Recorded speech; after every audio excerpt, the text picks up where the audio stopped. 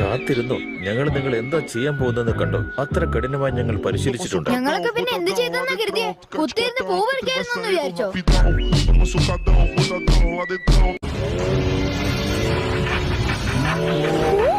എന്റെ ഒരു ഭാഗ്യം നോക്കണേ, ഇതൊക്കെ സുന്ദരനാ. നിന്നെ കൂടെ എന്റെ കയ്യിൽ കിട്ടിയാൽ നല്ല രസമായിരിക്കും. ഇനി ആരെയും ഉപദ്രവിക്കാൻ ഞാൻ നിന്നെ സമ്മതിക്കില്ല. കേട്ടോടി കിളവി. ഈ പരീക്ഷ വർഷത്തിൽ 2 പ്രാവശ്യം നടത്തും. അങ്ങനെയെങ്കിൽ ഇത് 4ാമത്തെ വർഷമാണ്.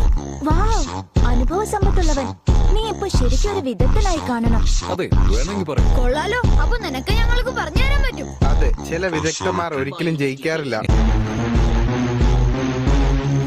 പിന്നെ ഇതാണ് ടോയ്ലറ്റ്. നീ തീർന്നടാ. അയ്യോ സാറേ, അറിയാതെ പറ്റിയതാണ്. കേട്ടല്ലോ, ഗുഡ് ബോയ്.